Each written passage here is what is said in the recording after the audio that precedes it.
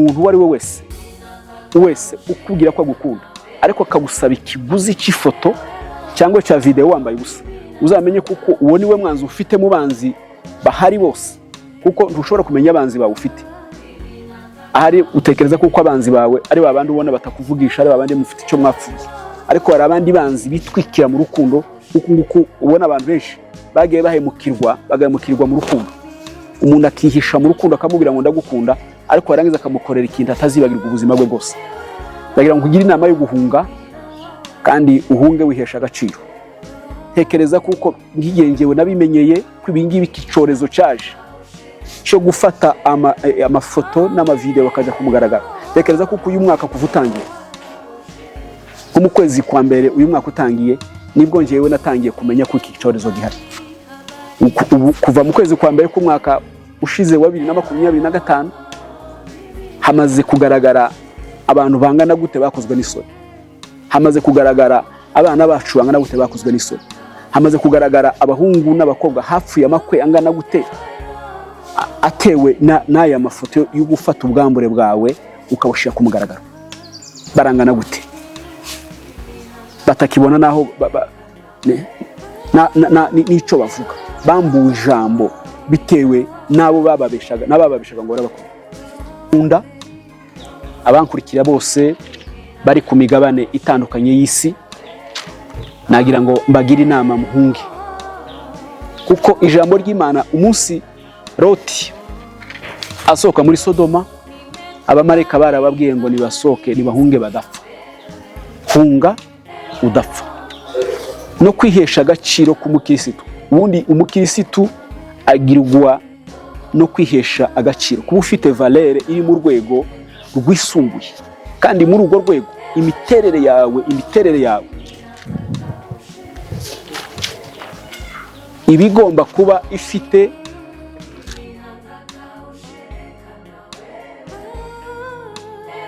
Reka tubanze dusenga Imana mbere yuko dutangira ikiganiro, kandi niturangiza gusenga Imana turababwira umutwe w'ijambo dushaka kuganira nyuma yo gusenga.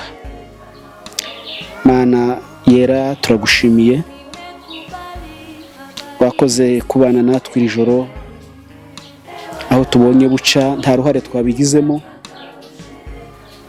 nta nico tuba twakoze, kuko nta mbaraga dufite zo gutuma buca, kitwatambikisha umuseke, si n'imbaraga zacu zatumye tuzuka, keretse wewe wenyine gusa wihariye ibihe. Turabigushimiye. Iki gitondo rero mu masaha 5 turi imbere yawe kuri iyi kamera, arico dushaka kuvuga kigendanye n'izuyu murimo wawe. Bane natwe utwungure ubwenge, kandi turasenga kugira ngo iki kiganiro bazagikurikira bose kizabashe kubafasha no kumenya ico bakora. Urakoze rero, turagushimiye ni mu izina rya Yesu, amen.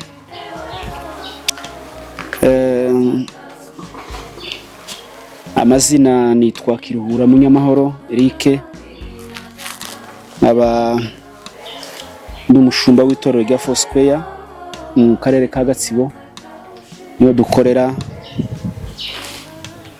Aba ndi umugabo mukuru utari mutoya. Ndashimira Imana turinze uyu mwaka turangije, tukaba dutangiye uwundi tugeze mu kwezi kwa kabiri, tukiri muri ubu buntu bw'Imana, kandi Imana iturindira muri iyi si irimo ibyago n'ibyaha, ariko Imana igakomeza kuturagira. Imana yabikoze ihabwa icubahiro. Mfite icyo nshaka kuganiraho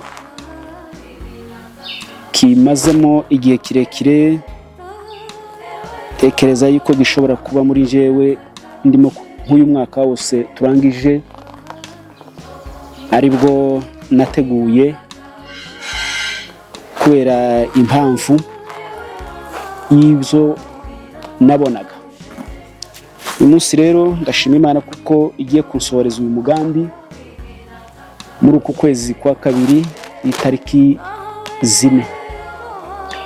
Ikiganiro nshaka gutanga ni impanuro nshaka gutanga ku bakristu, kandi ndazitanga mu buryo bwa gishumba, umushumba w'itorero ufite umutwaro w'izi ntama Imana yaturagije, tugomba kuzibera amaso no kuziragira.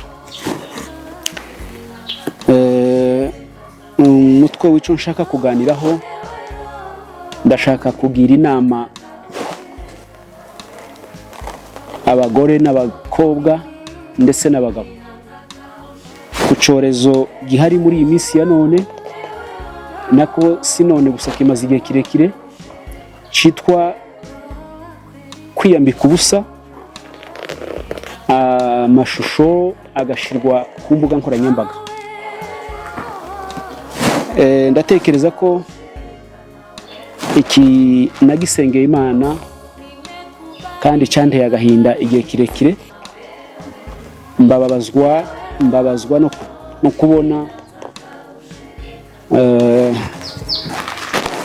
abana bacu b'abakobwa bashira ubwambure bwabo hanze, ndetse n'abagore ndetse n'abagabo, byose birakorwa. Ibyo nibyo byanteye agahinda. Ndavuga ngo ntabwo turi burengere, tuzi ubwenge, ariko turagira inama, turatanga inama ya kibyeyi, twongere dutanga inama mu buryo bwa gishumba. Reka nifashishije ijambo ry'Imana, kuko ndahandi nshobora gukura inama natanga ndayikuye mu ijambo ry'Imana. Ndifashisha igice cya mbere cyo mu rwandiko rw'Abakolosayi, Paulo yandikiye itorero ry'Ikolosayi. Igice ni cya mbere, umurongo ni uwa 10, n'uwo murongo wonyine. Biravuga ngo mugende nk'uko bikwiriye ab'umwami wacu, mumunezeze muri byose, mwere imbuto z'imirimo myiza yose, kandi mwunguke kumenya Imana. Amen. Bene data, si uko ari njyewe wagize impungenge kurusha abandi, ariko muri njyewe nagize uwo mutwaro, ari nayo mpamvu bitumye nja kuri kamera kugira ngo mbashe kugira inama abakristu bacu kuri iki cyorezo. Navuga ngo ni icyorezo kirenze ibindi byorezo byose. Paulo yandikiye Timoteyo, umwana we yakundaga, agiye kumworeza kuyobora amaparuwasi yo muri Efeso, amugira inama,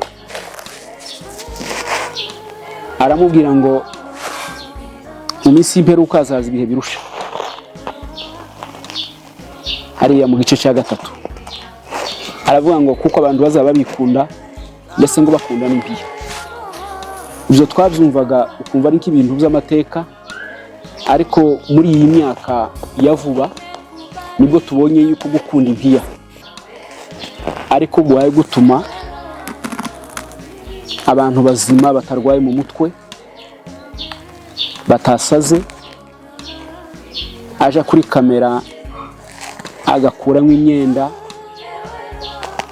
yarangiza ubwambure bwe akabwereka isi yose. Ni umwuzuro w'ubuhanuzi bw'icyo Paulo yavuze. Aravuga ngo hazaza ibihe birusha, mu bintu bigera 18 cyangwa se kurenga, ngira ngo aho ngaho hafi ya 20 yavuzemo ko hazaba hariho no gukunda impiya, amafaranga.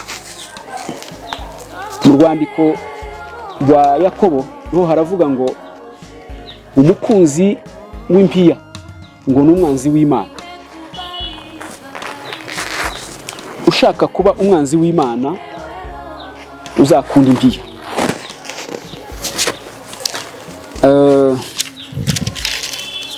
Nakoze ubushakashatsi, soma n'ibitabo bitandukanye kugira ngo mbashe kumenya iki kintu gihari uyu munsi wa none, gihaye kitwandagariza abana bacu, abari b'abakobwa ndetse n'abagore bakuru, ndetse harimo n'abagabo bunyine ko barifotoza bambaye ubusa.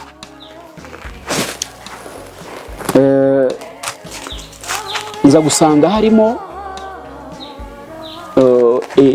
uburangare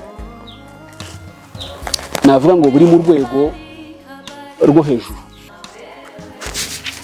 kandi ubwo burangare ni uburangare bufitiye ingaruka. Nagerageje gusoma kugira ngo nshake ndebe ingaruka ziri muri iki cyorezo gihari, cyaho umuntu ashobora gufata ubwambure bwe akisubiza muri Edeni, aho Imana Adamu na Eva bari baba muri Edeni, Bibiliya zivuga ngo bambaye ngo ubusa ariko ntibakorwe n'isoni, kuko bari batwikiriwe n'ubwiza bw'Imana. Ariko ubwo burangare uyu munsi wa none bwasubije abantu mu ngobyi z'Edeni, aho Adamu na Eva bamaze gukora icyaha cyabambuye ubusa, barahungana bombi, baratinyana kugeza ubwo ngo batangiye kwiremera ibicocero. Ubwo burangare rero ni uburangare buri mu rwego rw'abadayimoni. Hariho igihugu kimwe nasomye ndashatse kuvuga ngo gisaba igitsina gore kugira ngo babahe ingurane cyangwa se ingurane, babaguriza amafaranga kuri banki, babasaba ko bagomba gutanga ikiguzi, bagomba gutanga ingwate yo gutanga amafoto yabo bambaye ubusa. Nanone nasomye mu mategeko ahana yo muri iki gihugu cyacu, harimo itegeko rihana umuntu wese wiyandarika ufata amafoto y'ubwambure bwe akashyira ku mugaragaro iyo icyaha kimuhanye. Hari itegeko ribahana.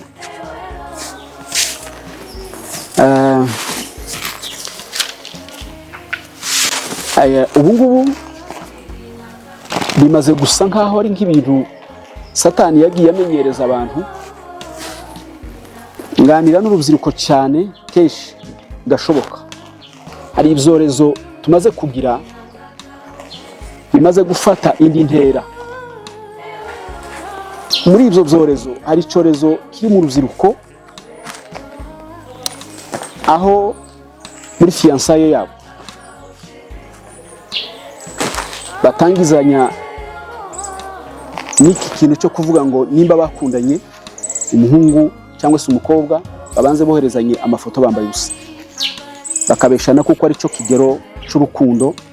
Nimba umuntu afashe iyo foto ye y'ubwambure bwe y'ibanga rye akayohereza uwo muhungu nawe wuzuye abadayimoni, akumva yuko ari cyo kigero cy'urukundo. Ariko bakirengagiza yuko urukundo, ijambo urukundo rirumvikana, ariko kugira ngo urukundo ruzahinduke urukundo nyarwo ruca mu nzira nyinshi kugira ngo ruzaberwe. Kandi muri izo nzira nyinshi rucamo, iyo koherezanya amafoto wambaye ubusa ntarimo. Iyo ni urwego navuga ngo ni urwego rw'abantu bari hafi, bakorana n'abadayimoni hafi cyane, bafite imyumvire y'abadayimoni. Abakobwa bakababesha ko nabikora gutya aribwo azaba yagaragaje urukundo. Ariko nagira ngo umenyeshe yuko urwo atari rwo rugero rw'urukundo, kuko babikoze gutyo benshi bakozwe n'isoni. Ubu ngubu babuze iyo bakwirwa, kuko abo babikoreye amafoto bayahaye bashize ku mugaragaro, birangira bakozwe n'isoni. Rero nashatse rero kugira inama abo bantu bose bafite iyo myuka, navuga ngo ni imyuka y'abadayimoni yinjiye ikinjira no mu bantu bari mu itorero, kuko itorero rifite amabanga, rihisha abantu benshi.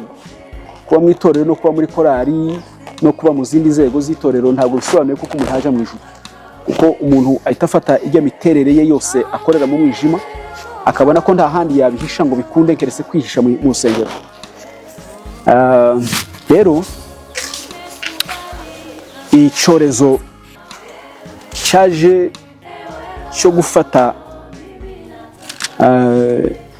ibanga ry'umuntu, ry'imiterere, ry'imiremere y'umuntu yamuremye. Umuntu uko Imana yamuremye, Imana yaduhaye imyambaro kugira ngo umuntu ahishe ubwambure bwe asohokaje mu bandi. Kuko hari aho byatangiriye abantu bagenda bambaye ubusa kera, abandi bagera n'igihe cy'impu, n'igihe cy'ama ibyo zose izo nzego zagiye kugeza ubwo Imana yaje kuduha twambara imyambaro duhisha isoni z'ubwambure bwacu. Ubu rero abantu bageze mu rwego gusa kandi kwiyambura ko barasubira inyuma mu mareturdaje ngo basubire iriya bambara ubusa. Rimwe na rimwe akabaho umuntu bamubwira ngo ni mwiza, umuntu akagushekerera akabwira ngo uri mwiza, uteye neza, bikakuviramo kumva ko kuri gitangaza ngo nufata ubwambure bwawe ukabwereka umuntu ngo ari ikintu uzaba ukoze kidasanzwe. Nta kintu uzaba ukoze kidasanzwe, ahubwo icyo uzaba ukoze kidasanzwe ni ukugaragaza urwego rwa navuga ngo n'urwego rw'imiterere yawe y'ubwenge buri hasi uciriritse. Kuko uba mwiza iyo wiyubashe, uba mwiza iyo wambaye ukikwiza, uba mwiza iyo nta muntu wo muri iyi si wabona ubwambure bwawe keretse uwagushatse, umugabo wawe cyangwa umugore wawe. Hirya yaho ni urwego rw'ubupfu uba wijiyemo, kuko aho hirya ni mu kabande k'abantu batagifite kontrole y'ubuzima bwabo. Kandi iyo umuntu yatakaje kontrole ntacyo utakora. Si ntekereza yuko gufata ubwambure bw'umuntu akabushyira hanze ukabwereka abantu ntacyo ababireba, n'uwabireba akanabireba iminsi ibiri. Ndi kubona bamwe babigumisha no mu matelefone yabo, nabo ndaza kubagira inama yo kubikuramo kuko ari n'amapepo. Nta mpamvu yo gutunga ngufate imbaraga z'abadayimoni muzitunge muri telefone yawe uzi ukomeza uzirebe. Uko ukomeza kuzireba niko abadayimoni bakomeza kukwinjiramo, kuko ikintu cyo kwiyambika ubusa cyakozwe mu rundi rwego rutari urwahangaha, gifitanye isano n'imikorere y'umwijima, imbaraga z'umwijima za Satani. Kuko hari igitabo kimwe nasomye kirimo amabwiriza agerenga 6, amabwiriza 6 ayoboye umuryango wa Illuminati. Nasanze muri ayo mabwiriza 6 arizo nkingi 6 zigize uriya mutwe, uriya mu bari aba Illuminati. Inkingi imwe muri izo 6 iravuga ngo bagerageza uburyo bwose bwo kuyobeza isi, bayobeje amafoto y'urukozasoni bayashire hanze kugira ngo bakore cya kintu Paulo yabwiye Timoteyo ngo abantu batagira imitima, bakurikire babandi bambaye ubusa. Ni igitangaza kubona umuntu akurikira umuntu wambaye ubusa. Biteye n'isoni kumva wanatekereza ngo wifuze n'umuntu wambaye ubusa, washize ubusa bwe hanze, akumva agomba kubwereka isi yose, akabwereka abana be, akabwereka base, akabwereka inshuti n'abavandimwe, akabwereka bari bamwubashe. Ntekereza kuko n'umuntu wanamutekereza akamwifuza nabo bafite ikibazo. Rero hariho ingaruka ubushize nagerageje kuzivuga, mvuga ingaruka zo gukorera muri ubwo buryo. Ubu ngubu amakuru tugenda dufata nuko twamenye yuko hariho abantu bacuruza, bingingira umuntu bakamwingingira kumuha amafaranga kugira ngo afate ubwambure bwe abubahe. Ntabwo ndamenya impamvu yabyo, ariko birashoboka kuko hariho abantu babaha amafaranga. Ibyo bakoresha ayo mafoto ni mu isi y'umwijima, ni mu isi y'umwijima, bagafata amafaranga bakayamuha. Hari bamwe ndetse batunze ingo zabo batungishije ayo mafaranga babaha, barangiza nabo bagafata ubwo bwambure bwabo bakabutanga, barangiza nabo bakabaha amafaranga. Ndagira rero ngo ngire inama abakirisitu muri rusange. Nkuko nari mbivuze, menye yuko hari igihe kizagera wisange uri muri gereza. Zimwe mu ngaruka zirenga 10 na zinga hafi 20 ingaruka zo kwifotoza umuntu yambaye ubusa. Umenye kuko na leta yacu, ndavuga leta yacu y'u Rwanda dutuye mu gihugu kiturebera, umubyeyi wacu, hari igihe uzisanga uri muri gereza uzira gufata ubwambure bwawe ukabushyira ku mugaragaro. Hari itegeko ribihana. Ikindi cya kabiri, ugomba kumenya kuko ingaruka zo kwifotoza wambaye ubusa ni ingaruka zizahoraho ubuzima bwawe, kuko iriya foto yawe ntabwo izazima, izahoraho. Uzahora ubyicuza ubuzima bwawe bwose, uzahora ubibona, ndetse bibonwe n'abana, n'udashaka kwibona azabibona. Ikindi muri izo ngaruka nuko ugusaba kubikora, ugusaba niyo yatanga n'ikiguzi cy'amafaranga, uzamenye ko icyo kiguzi atanga ni ikiguzi cy'ubugome agufitiye. Ni ubugome agufitiye burenze wewe kubona amafaranga aguha. Ni umwanzi wawe w'iteka ryose. Kaba rero nabagira inama mu rwego rw'abashumba, rwa gishumba, nabagira inama nk'abo nkunda, abankurikira bose bari ku migabane itandukanye y'isi, nagira ngo mbagire inama muhunge, kuko ijambo ry'Imana umunsi Loti asohoka muri Sodoma, abamarayika barababwiye ngo nibasohoke nibahunge badapfa. Hunga udapfa. No kwihesha agaciro k'umukirisitu. Ubundi umukirisitu agirwa no kwihesha agaciro, kuba ufite valere iri mu rwego rwisumbuye, kandi muri urwo rwego imiterere yawe nashaka kubagira inama mu rwego rwa gishumba ndetse n'umubyeyi, uko isi iragana ahantu habi, kandi nta nubwo isi igana igomba kuba idufiteho imbaraga, kuko ntabwo isi ariyo ifite umurongo wacu ngenderwaho, kandi n'ubundi n'amahitamo yacu ntabwo dufite amahitamo adusubiza inyuma yo kwambara ubusa ngo niyo dukunda tugendane n'isi. Haruguru nabivuze ndavuga ngo ntabwo urugero ukubwira wese kuko ashaka ko umuha ifoto ndetse yakubwiye ko uri mwiza uruta abandi, uzamenye kuko ari we mwanzi wa mbere ufite mu bahari n'abapfuye ndetse n'abazaza. Uwo ni umwanzi wawe, kandi akaba umwanzi wawe wa none ndetse n'ikindi gihe kizaza. Ikindi umenye yuko hari abantu benshi bafitiwe aya mabanga yo kuba babikiye aya mafoto bambaye ubusa, ariko babasaba ikiguzi kiremereye kugira ngo bareke kuyashira ku mugaragaro. Akamubwira ngo nimba udashaka ko ngushira ku mugaragaro, akamusaba ikiguzi. Bamwe basaba ibiguzi by'amafaranga aremereye kandi ya buri gihe, abandi babasaba ibiguzi ko bagomba kuza basambana kugira ngo ya foto reke kwishira ku mugaragaro. Ni ukuvuga ngo bifite ingaruka zikomeye. Ariko rero hamwe n'ibyo, ndagira ngo mbagire inama iruta izindi.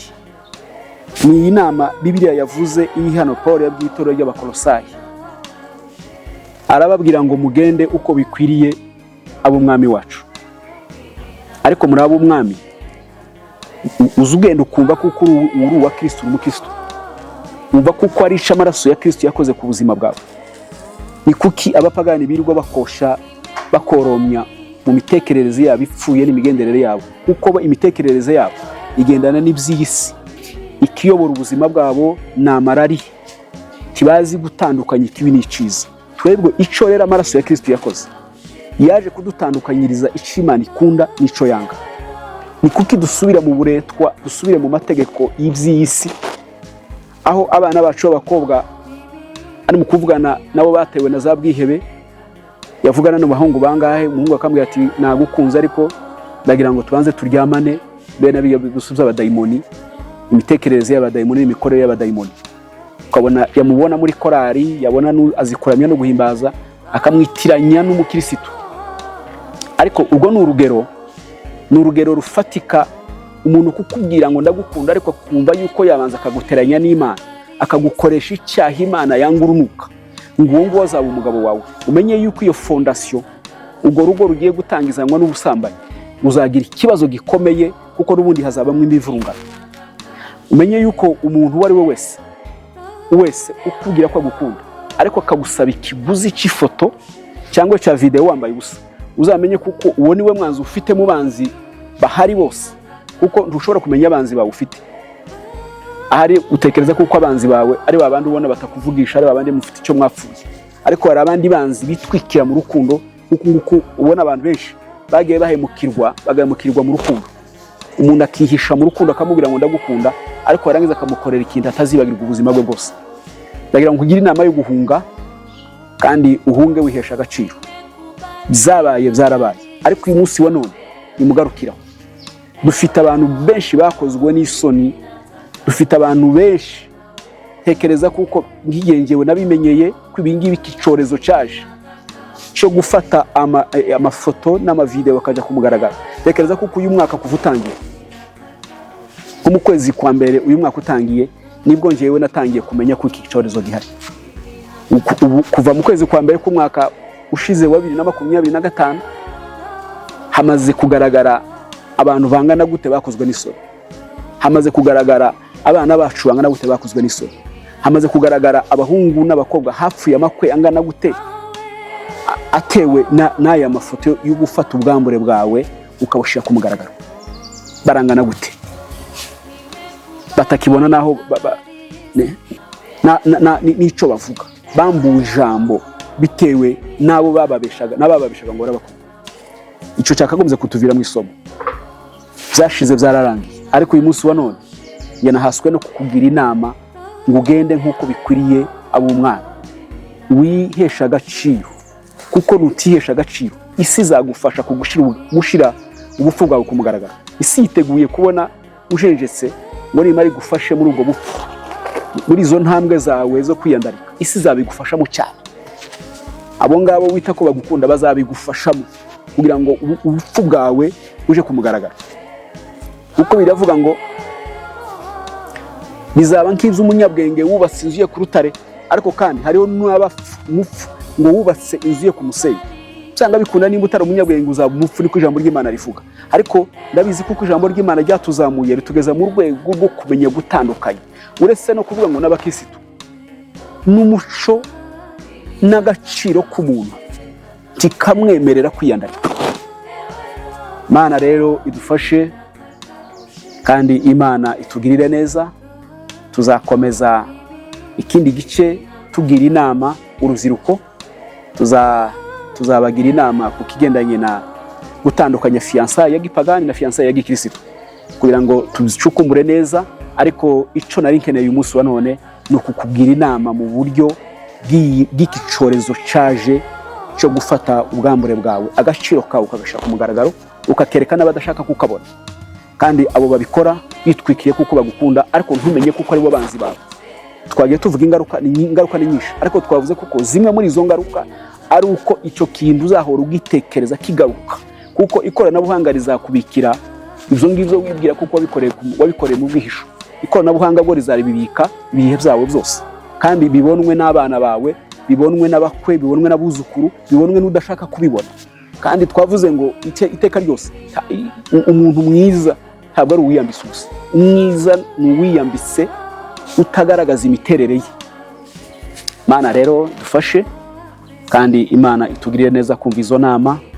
Ndizera yuko twazitanze uko twazihawe, tuzakomeza kugira ngo dukomeze kugira inama abantu bari muri ubu bwami bwacu bwa gikristo, ndetse n'umuco wacu utatwemerera gukora.